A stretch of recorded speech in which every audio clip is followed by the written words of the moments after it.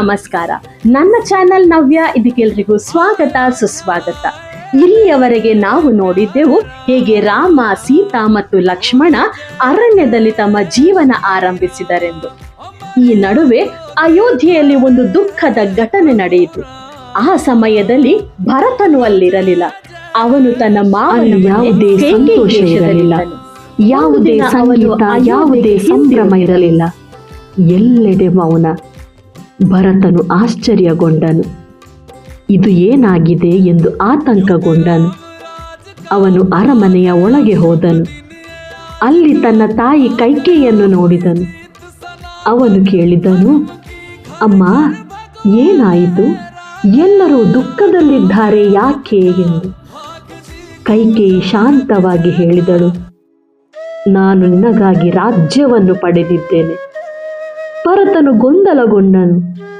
ಅದರ ಅರ್ಥ ಏನು? ಕೈಕೇಯಿ ನಿಧಾನವಾಗಿ ಸತ್ಯವನ್ನು ಹೇಳಿದಳು. ರಾಮನು ಅರಣ್ಯಕ್ಕೆ ಹೋಗಿದ್ದಾನೆ, ನಿನ್ನ ತಂದೆ ಇನ್ನಿಲ್ಲ. ಈ ಮಾತು ಕೇಳಿದ ಕ್ಷಣದಲ್ಲಿ ಭರತನ ಹೃದಯವೇ ಒಡೆದಂತಾಯಿತು.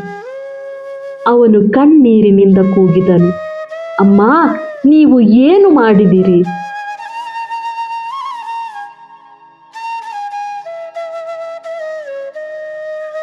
ಅವನು ದುಃಖದಿಂದ ಮತ್ತು ಕೋಪದಿಂದ ಹೇಳಿದನು, ನನಗೆ ರಾಜ್ಯ ಬೇಡ, ನನಗೆ ರಾಮ ಬೇಕು ಎಂದು.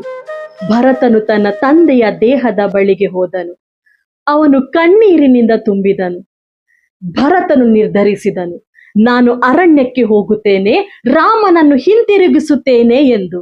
ಈ ಭಾಗದಿಂದ ನಾವೇನು ತಿಳಿಯಬಹುದು ಎಂದರೆ, ಪ್ರೀತಿ ಎಂದರೆ ಅದು ಸ್ವಾರ್ಥವಿಲ್ಲದು. ಹಾಗೂ ಮಕ್ಕಳಲ್ಲಿ ನಾವು ಸರಿಯಾದ ಮೌಲ್ಯಗಳನ್ನು ಬೆಳೆಸಿದರೆ ಅವರು ತಪ್ಪನ್ನು ಬೆಂಬಲಿಸುವುದಿಲ್ಲ. ಸರಿ, ಭರತನು ಅರಣ್ಯಕ್ಕೆ ಹೋಗುತ್ತಾನೆ, ಅಲ್ಲಿ ರಾಮನನ್ನು ಭೇಟಿಯಾಗುತ್ತಾನೆ. ಆದರೆ ರಾಮನು ಹಿಂತಿರುಗಲು ಒಪ್ಪಿಕೊಳ್ಳುತ್ತಾನೆ ಎಂಬುದನ್ನು ಮುಂದಿನ ಭಾಗದಲ್ಲಿ ತಿಳಿಯೋಣ. ಮತ್ತೆ ಸಿಗ್ತಾ ಇರುವ. ಜೈ ಶ್ರೀರಾಮ್.